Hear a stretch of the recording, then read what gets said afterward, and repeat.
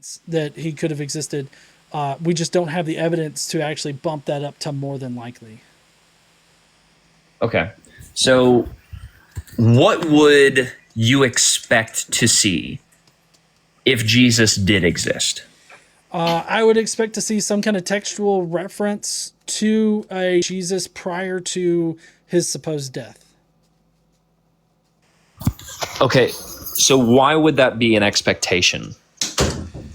Well, I mean, if you have people that are writing about Jesus, about his gospel and everything like that, and we also have like Josephus. Josephus writes about several different Messiah figures that are failed Messiah figures. So, I mean, if Jesus was truly like some kind of figure, like an itinerant rabbi that was going around preaching about how he is the Messiah and everything like that, we should expect there to be somebody to take notice and write it down, at least as just a mention. Even if it was like, oh, there's this guy named Jesus who, failed to, fulfill the prophecies and all this other stuff.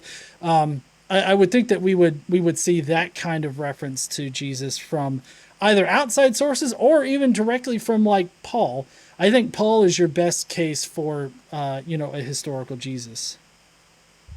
So let me ask this. So one of the cases that I present fundamentally, like you're someone who believes Paul existed. So Yeah. the person I'm debating on Friday does not.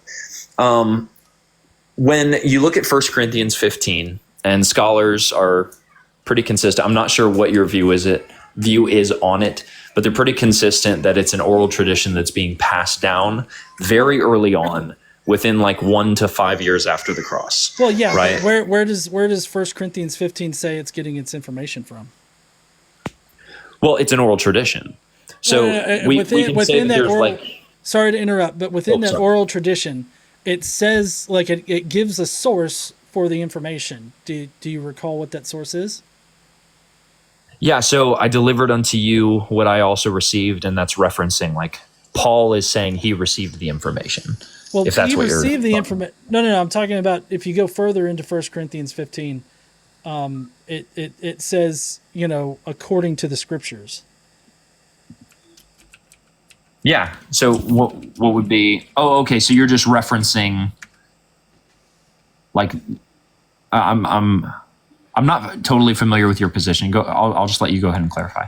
Oh, okay. Well, I mean, it says like if you look at the interlinear, like the original Greek, it says according to the scriptures, like as if it's citing where it's getting this information from. So, like when it says that Christ died for our sins according to the scriptures, it's saying that, well, the scriptures say that Christ is going to die for our sins. And then when it says, that he was buried and that he was raised on the third day, according to the scriptures. So whatever scriptures that they're reading in order to generate this early oral tradition or this early creed, they're saying that the scriptures dictate that these things are happening.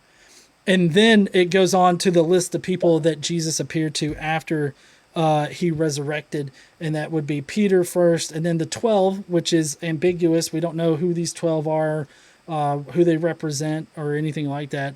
And then to the more than 500, which, I mean, I dispute the 500 claim. I think that it was about Jesus appearing over the Pentecost and not to 500 people.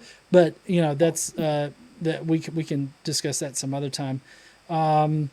Well, before we go further down the 1 Corinthians train, I did want to just ask one other clarifying question. Sure. So you said something that would like move the needle for you, or that would be expected, is if we had writings about Jesus before he died, right? So if it was the case, just hypothetically, if it was the case that this oral tradition is being passed out just a few years after he died, and you like discovered that this was authentic, would that move the needle for you? I mean, what would move the needle for me is that, they referenced something other than scriptures here, because it's the scriptures part is my hang up, is the fact that they're claiming that the scriptures say this will happen. And so like that, like the scriptures are saying that this will happen. The scriptures say that Christ will die. The scriptures are saying, or that Christ has died. And the scriptures say that Christ was buried and he raised on the third day. Like it's telling us that scriptures dictate that those things will happen, or that they have happened rather. Yeah. So, I mean, one take you can follow, and this is kind of a separate question. But if we're just looking at the scripture notion, one take you can follow is that they're just saying Jesus said these things, and Jesus's words therefore are scriptures. Another take you can follow, but the more important question is whether or not the oral tradition is being passed down early on. So whether or not the scriptures, like if we say, let me just like concede this point and say, let's say there were no like physical scriptures, and they're just like throwing this out and they're making it part of the oral tradition, and there are no scriptures, right? Conceding that point, if we still ask the question, why is an oral tradition being passed around about a specific Christ figure, and why is it being received by Paul? Well, no, I mean, they're not being specific about the Christ figure, because the Christ figure is just the Christ figure of Judaism. It's the same archangel figure that Philo identified in his Logos. I mean, they're not being specific. Like, they're not saying Jesus here. They're saying Christ, meaning the Messiah. So, I mean, they're not being specific.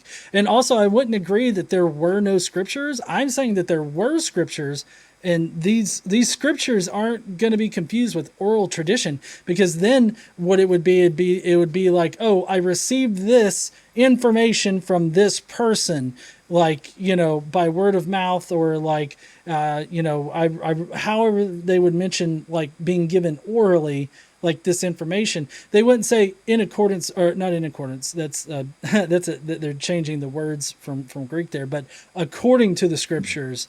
That the scriptures were very specific to these early Jews. It wasn't that they were definitely not saying, oh, oral tradition is scripture. Like, that's not what they were saying. Well, so when we're looking at it, let's break it down like piece by piece. So in verse 3, for I delivered to you as of first importance what I also received. We agree this is Paul, right? Right.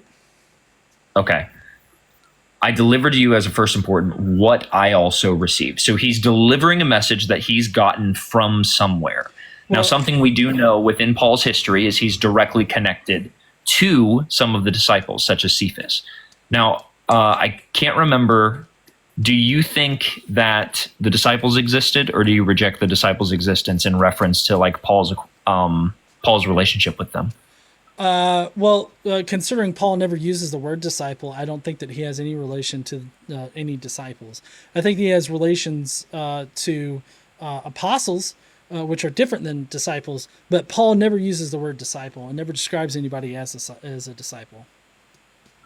Okay, so when it's referencing Cephas and it's referencing the 12, who do you think that that's in reference to? Do you think it's just some random group of people to which it's disassociated? No, actually, I would, as far as the 12 goes, I don't know. He could be talking about representatives of the 12 tribes. Then to because there were 12 tribes, so like he could be talking about Jesus appearing to the 12 tribes of Israel.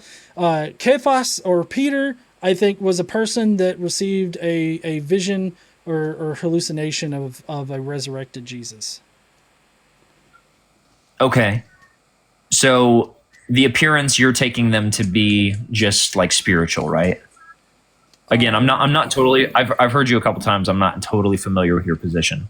Right. I mean, the visions or the all that would be like not exactly like visions in general are considered to be, I guess, spiritual experiences, or experiences that are not necessarily reflective of what's happening in the real world. Because I don't think that Acts is historical, but just a good example of that would be what happens to Paul on the Damascus Road in Acts. It describes there that Paul had this vision or this experience with Jesus on the road to Damascus, and it was only him that had that experience, and it was not present in the reality around him as like a physical, like, real thing. The other people that were with him did not see those things happen or see Jesus appear to Paul. So I mean, that's what I guess that's the typological thing that I think of when I think of vision. It's something that is very localized to the person experiencing the vision, and it's not anything that's happening like in the physical reality on Earth. Okay, so when we go further down into First Corinthians, and then we can go back up, but when we go further down into First Corinthians, what do you think it means when it constantly is repeating the notion? So we're leaving the oral tradition, but now we're actually talking about how the oral tradition connects to the rest of the context. So when it talks about now if Christ is preached, that he has been raised from the dead, how do so among you say there is no resurrection of the dead? And then he continues to repeat this phrase over and over in verse 14. If Christ has not been raised, our preaching is in vain. In verse 17, in verse 15, in verse 16, he's constantly using this in reference to, okay, there is a death and there's something that's raising up. So how do you understand that? Well, so as far as I'm not exactly sure about this particular, because I mean, this just sounds like it's resurrection sort of discussion here. I don't think that the resurrection actually happened or anything like that, but I do think that Paul considered Jesus to have been unalived in the firmament of the heavens and buried in the heavens by Satan and his demons, and then from there he resurrected up into the upper levels of heaven to be seated at the right hand of the Father. Okay, so if you're going to say like it's spiritual, why is it connected to the physical? I don't think that it is connected to the physical. Well, so as far as like spiritual, So well, when hold on. Well, I just want to Yeah. be specific here. So when I say spiritual or this divine kind of thing, I think that Paul, these first century Christians, did consider the divine to be physical beings, but they were physical beings in the firmament and up, like like the heavens was not like a spiritual place in an incorporeal sense. Spiritual places were both incorporeal and corporeal, being that the divine realm started at the firmament and continued on up through the different levels of heaven. And so Paul considered Jesus in his pre-resurrection state to be a corporeal being in the firmament. When he resurrected, he ascended back up into the upper levels of heaven, shedding, the corporeal nature into this incorporeal being that exists at the highest levels of heaven. And so, like when Jesus is revealing himself to the apostles in the New Testament, he is a spiritual being, meaning that he is an incorporeal being that is revealing himself there. So when Jesus did the actual resurrecting, he was a corporeal person in the, or corporeal divine being in the firmament. And it's only after his resurrection and his ascension back up into the upper levels of heaven does he become incorporeal. Okay, so I think you misunderstood what question I was asked. So I wanted to clarify. When it says in verse 12, now if Christ is preached that he's been raised from the dead, how do some among you say there is no resurrection of the dead? But there is no resurrection of the dead, not even if Christ has been raised. And if Christ has not been raised, then our preaching is in vain. Your faith is also in vain, right? Okay. So on this verse, and specifically when we look at like Jewish theology, right? Because Paul would have had like obviously. Sorry, give me 1 second. A child has entered. That's okay.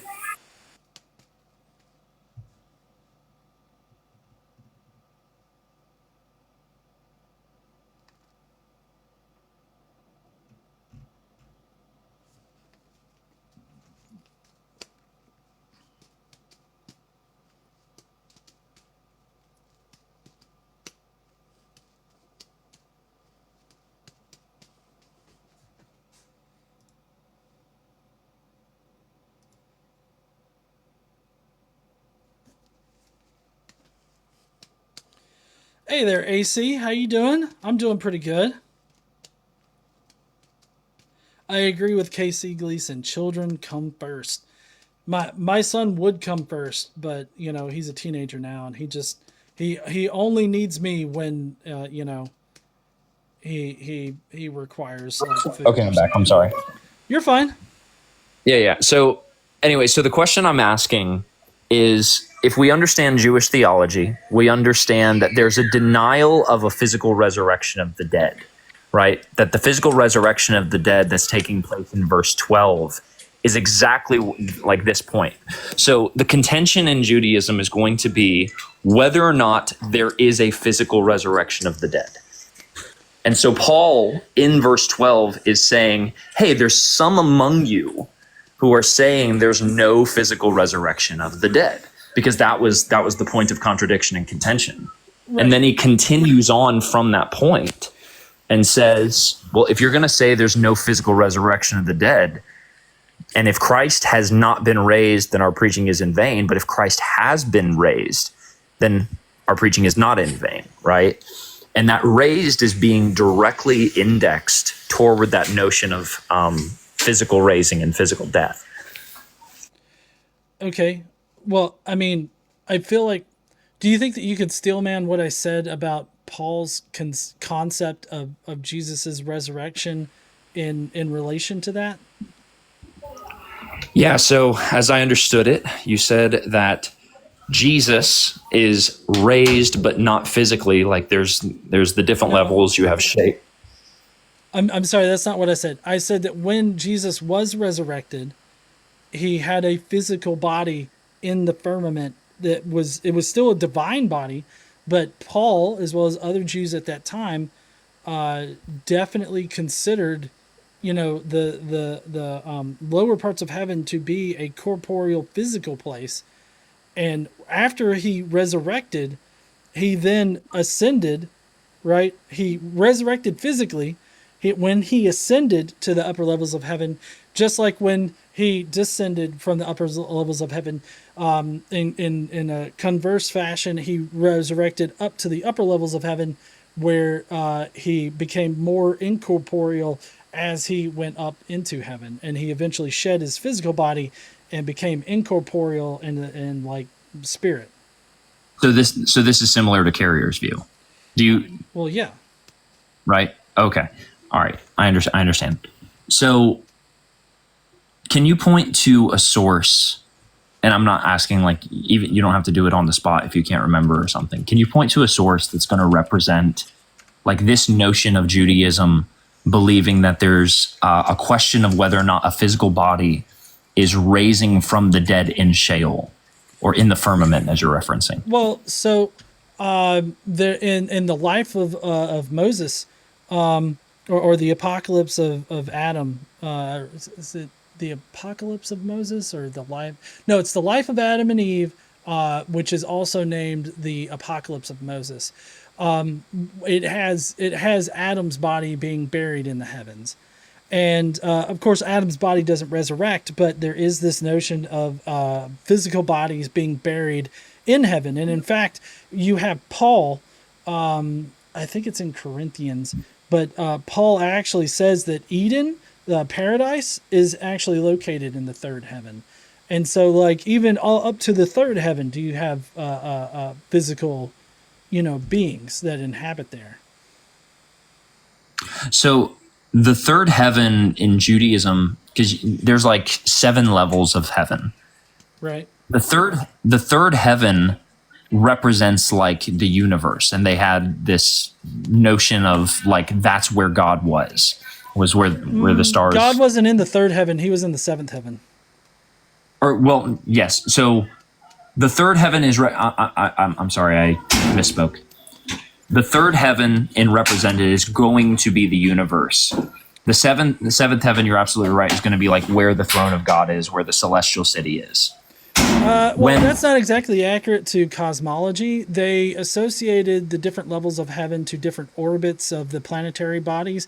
And so the third heaven would have most likely been I believe it's either Venus or it's the sun, one of the other, I believe. And there's like different texts out there where you could interpret them to be either the sun or the Venus, but that would be the extent of the third heaven, would be out to those particular planetary bodies. So I don't think that it's accurate to say that the third heaven represents the entirety of the universe. They didn't really have a concept of the entirety of the universe at that point.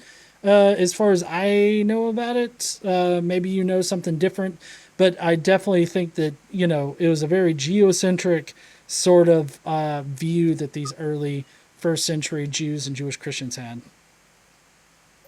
Okay, so going back to the actual chapter and reference, because I do understand the view now.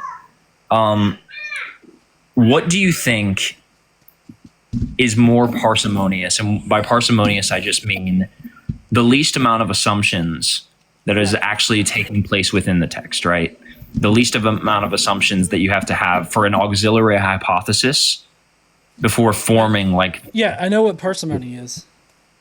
yeah. I mean, I think that working off of what information we have from both Jewish scriptures that are extant to us now, or that are revealed by, other people quoting Jewish sources, or by directly by like the Apostle Paul himself. So, like, I mean, I guess as far as parsimony goes, I think that it's whatever's in line with what early Jews and Jewish Christians thought about the cosmology of the universe. And from what it seems like, all of the scriptures seem to point out this very specific cosmology of there being a firmament. I mean, can we? So maybe we should start there. Do you agree that first century Jews and Jewish Christians eventually believed in a firmament? Yes and no. So there was Yes there and was no. obvious. Yeah, there was obvious debate among different Jewish sects on whether or not there was a firmament still intact, in the sense, because there's different Jewish commentaries you can read where, when you get into the story of Noah, like, there's the breaking of the firmament, and some people reference that at that point the firmament was broken in Judaism, and the firmament is no longer it's no longer something that's persisting. Do you think that Paul would have described being taken up to the third heaven in a vision, by God, and he didn't know if it was a bodily, like, a bodily traveling to the third heaven, or if it was just in the vision that he was given from God, but he was taken up to the third heaven where, where paradise is? I mean, do you think that, given that even up to paradise is physical, regardless of whether or not the firmament was quote unquote broken, you can agree that there is a physicality, like there's physical structures that extend on up into heaven? It depends on what you mean by physical structure. So I mean it in the same way that, what is it? Is it Ephesians, maybe? I think it's. if you I think want, it's I can pull it up real quick. Well, I think it's Ephesians where they talk about how there are copies of things in heaven that exist on earth, and that these that they get more perfect the farther you get up into the upper levels of heaven. And so there are copies of everything that exists on earth in heaven. The earthly copies need blood sacrifices in order to be cleansed and to be made clean. And every level of heaven leading up to the seventh level of heaven are more and more perfect copies of things that exist on earth. So it seems like at least the community that was adjacent to Paul at that time did consider there to be physical objects as you go up into the heavens. Okay, yeah. So I have no problem with saying that heaven has some sort of physicality. Yeah, in that sense, that's no problem. Okay. Well, then, I mean, regardless of whether or not the firmament had become shattered or whatever, it definitely first century Jews and Jewish Christians thought that the firmament was a physical place, either one time or currently. And then as you get, higher and higher up, you get more incorporeal as you get up to the seventh heaven, but there are still physical planes of existence past the firmament. So I'm just making sure we back, agree from on that point. So I mean, I can't agree or disagree. It depends. Like, when you say all, like, that was just the fundamental, like, Jewish theology, I would just have to look more at that. But Okay, definitely do, because there's verses in Paul, like the Corinth. I think it's second, maybe it's Second Corinthians. I can't remember, but he's supposedly brought up to the third heaven where he sees paradise. There's that one. There's the life of Adam and Eve, where Adam, Eve, and Seth were all three buried in paradise in the heavens. And so I'm familiar with that. I'm okay, only representing that specifically in like First Corinthians and what's being mentioned here, like these notions of the third heaven, these notions of the resurrection of the dead. Those are not aligning correctly, especially like in First Corinthians, for example. Just out of curiosity, what is your answer to the notion that like Paul says Jesus died? What do you think that means? Like him being crucified? right. I mean, I think that he was crucified in the firmament of the heavens. So, I mean, I think that Jesus was given a body by God, much in the same way that Philo believed that Moses was given a body, a divinely constructed body. I think that Paul considered Jesus' body to be divinely constructed, and this divinely constructed body was then, inhabited by this archangel figure of Judaism. And when he went to the firmament, he was crucified and unalived by Satan and his demons in the firmament. Okay. So I'm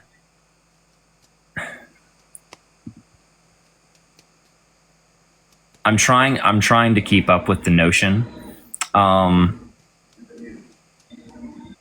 To be honest, I don't really know how to argue. I don't know how to argue against this point. Not because Okay. let me clarify. Not because I think it's a good point, but it's to me, and What this is part going to of be it? subjective. Well, sorry. It's Yeah. so Go ahead.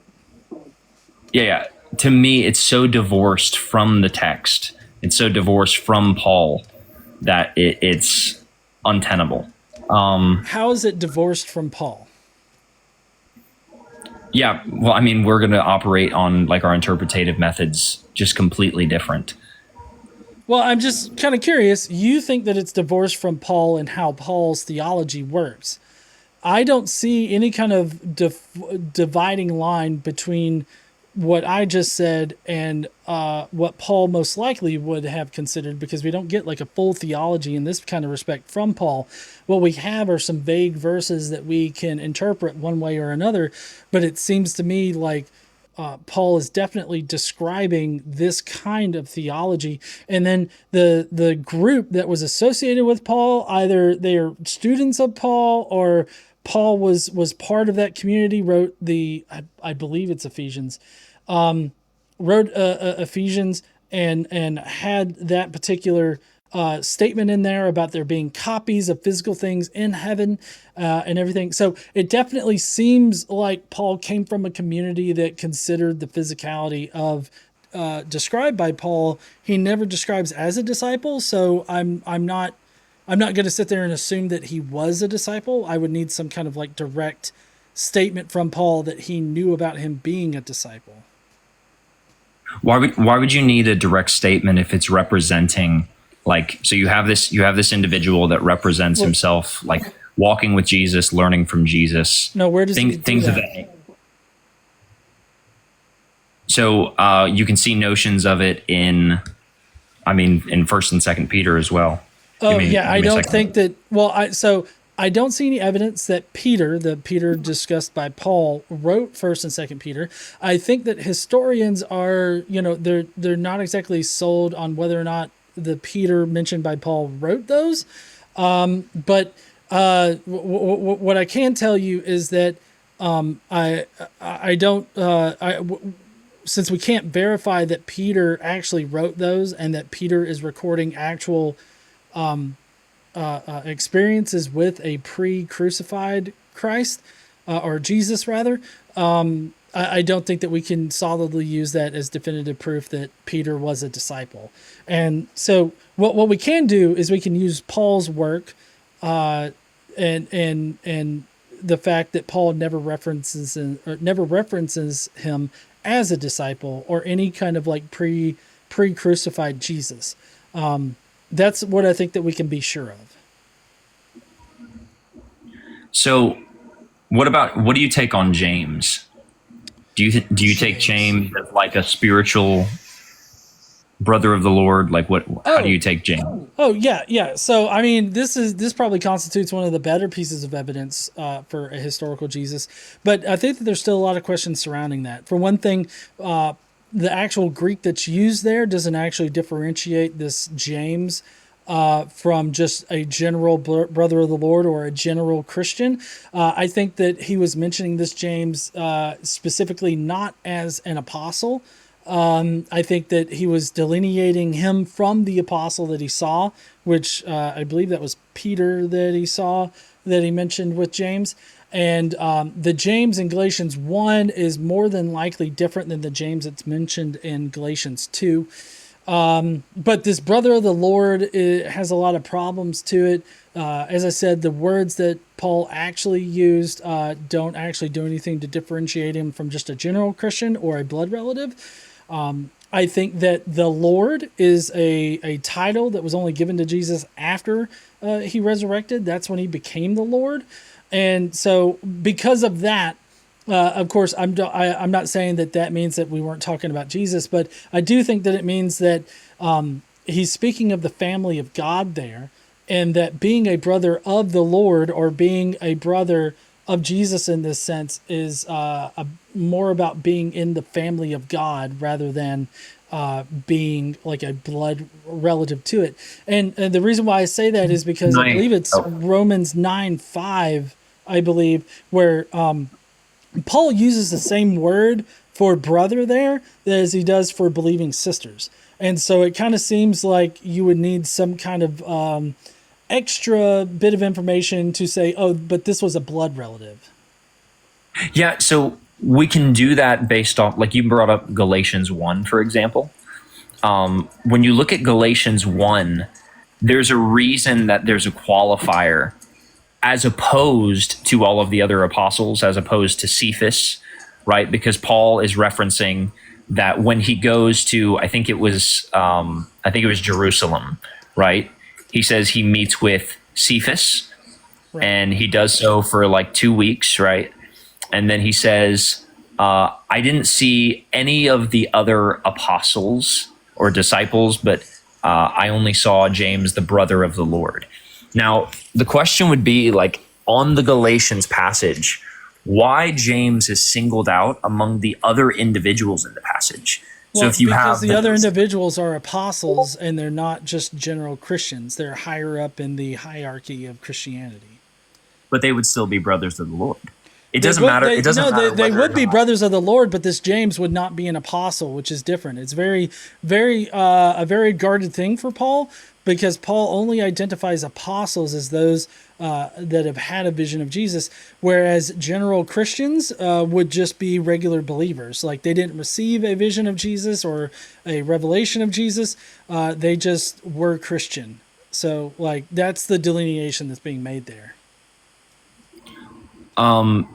So the delineation that you're representing, I don't think it is being made there. I mean, I know we're going to disagree on this, but Well, so how is it not the like the delineation. So I delineation? mean, I don't want to go in. I don't want to go into like extra biblical resources, but when we go into Josephus, we can see like there's a claim that Jesus had a brother named James. Yeah. So I would dispute the James passage in Josephus. I think that it originally mentioned this James as being a Ben Damnius rather than associated with Christ or with Jesus, like Jesus Christ.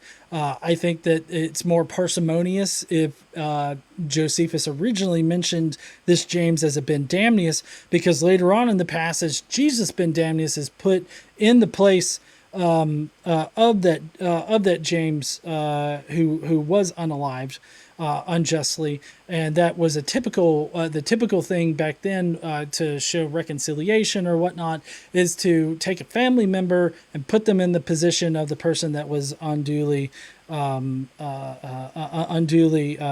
unalived, and so like that I think that's way more parsimonious than thinking that Josephus just randomly threw in, a random call to a Christ with no explanation about who Christ was, what a Christ was to the Jews, or anything like that.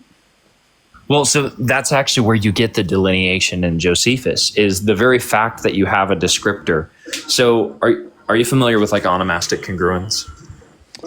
I'm sorry, say that again. Are you familiar with onomastic congruence? Automastic congruence. I don't know that particular statement. Okay, so it's basically the study of names in Howland on the notion of names themselves. So the names that are being used have to be consistent with the time period. If you have like really weird names that are thrown out that are not as consistent with the time period, they're just not going to be as congruent.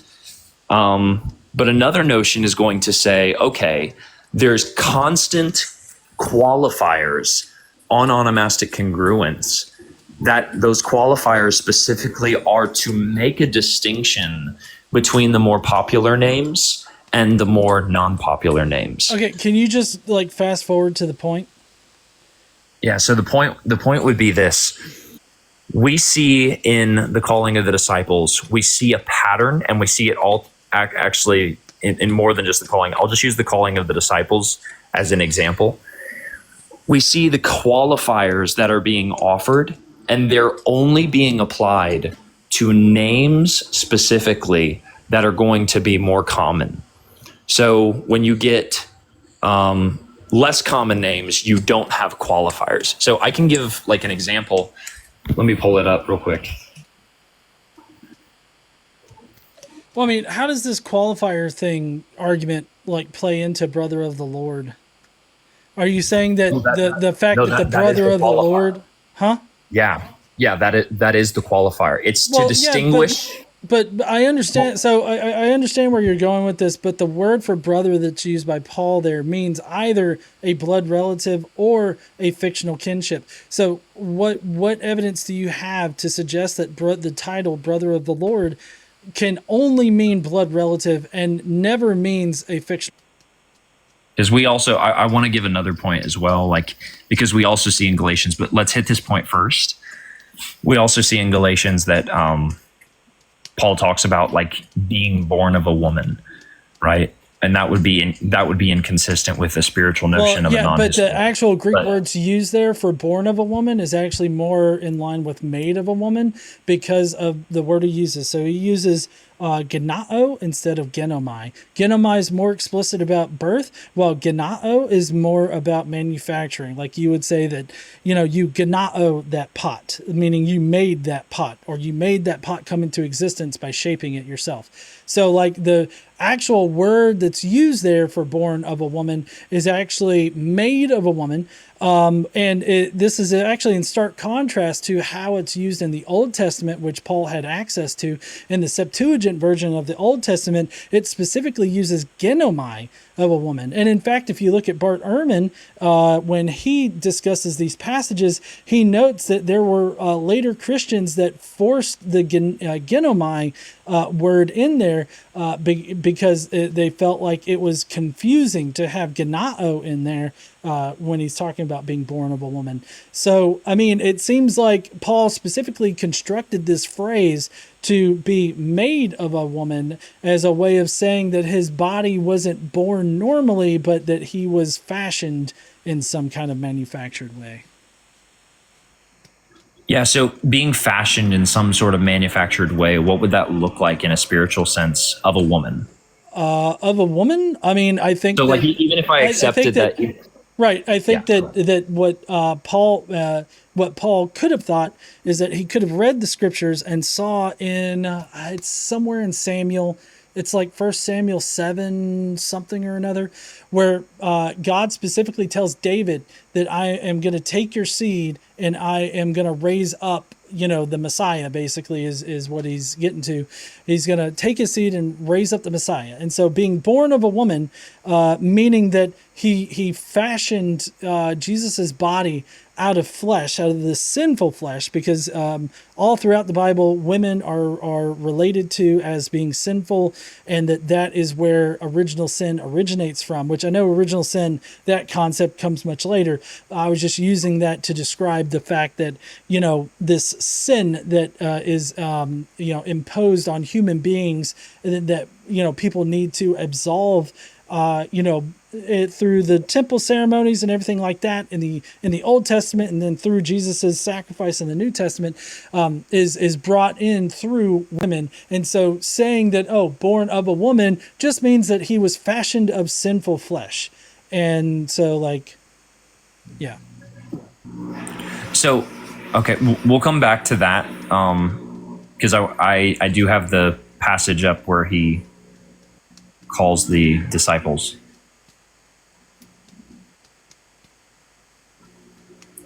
Oh, give me 1 second. I'm sorry. Okay.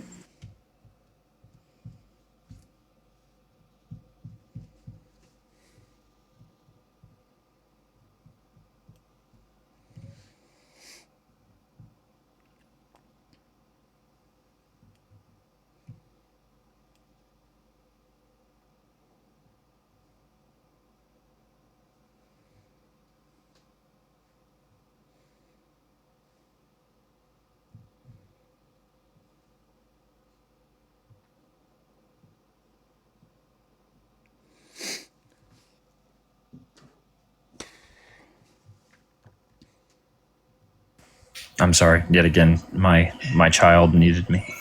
That's okay. So, if you go to Luke 6, that's where you're going to find the names of the apostles, the names of the disciples in 13 through 16. Okay. Now, if we look at onomastic congruence, and if you want to look that up later, that's fine. So this is an argument that's presented by some pretty well-known scholars. One of them most recently has used it in reference. His name is Luc Van de Wey. I don't know if you've heard of him, but that's where other people have used it as well. People like Richard Balcom and so on and so forth. But when we look at the calling and we see, and when the day came, he called his disciples to him and chose 12 of them, who's he also named as apostles. Now notice what happens. You have qualifiers after specific names. And if you look at onomastic congruence, you can see these specific names actually relate to some of the more common names around the time period, whereas in the less common names don't have qualifiers. Well, so Simon, are we talking about Gospels, or are we talking about the? No. We're talking about how Paul? Ancient people wrote down. I'm talking about how Paul writes. No, but that's going to be consistent.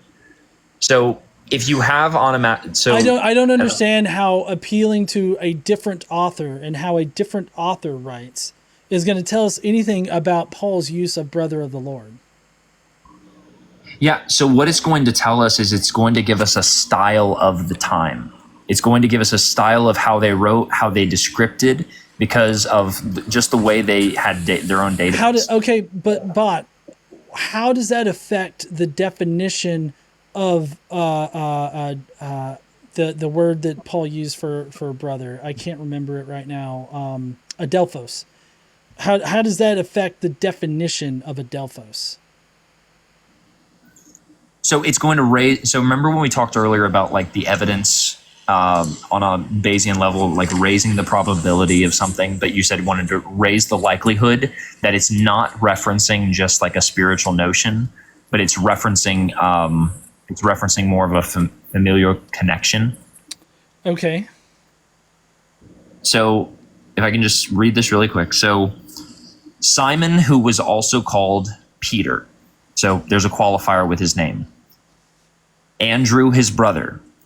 James and John, Philip and Bartholomew, Matthew, Thomas, James, the son of Alphaeus. So a qualifier to distinguish from the other James. Simon, who was called the Zealot, a qualifier to distinguish from the other Simon. Judas, the son of James, and Judas Iscariot, who became a traitor. We can also see this in other references as well. So the qualifiers help us understand at least why these things exist, why these names are being referenced, but also why they're being referenced with the qualifiers. Well, right. And so like James, brother of the Lord, that would be James in the family of God. Like, I guess I don't understand your point. Yeah. So when we look at Cephas being used there, right? Cephas, why is he not also like referenced as a brother of the Lord? Why is it just James? Why is it James? Cephas was already identified as an apostle. But what does that matter? What does that matter? I mean, I know you said I know you said about the hierarchy, and you said like Paul considered this hierarchy, so he didn't call. I think you said he didn't call the disciples by brother because they were like higher up. Well, no, I mean, he already referenced him as an apostle. The apostle would be an apostle for Christ, right? Or an apostle for the Lord. So he's already designated as being part of the family of God. I mean, that's what that would be. I'm sorry, I don't understand what you mean. You don't understand how Jesus providing a revelation to somebody and that somebody accepting Jesus and being an apostle to spread his good word or his good news or his gospel makes him a part of the family of God? No, I can understand how it makes him a part of the family of God. Okay. But so let me ask it makes it superfluous to mention that he is also in the family of God, because it's already established that Peter or Cephas is in the family of God. Like, that's already it would be superfluous to say, oh, both of these guys are in the family of God, because apostles are already in the family of God. And in this situation, what he's delineating is between an apostle, somebody that's personally received revelation from Jesus, from somebody that has not received revelation of Jesus, and that they are just a general believer. That's the that's what's being distinguished there.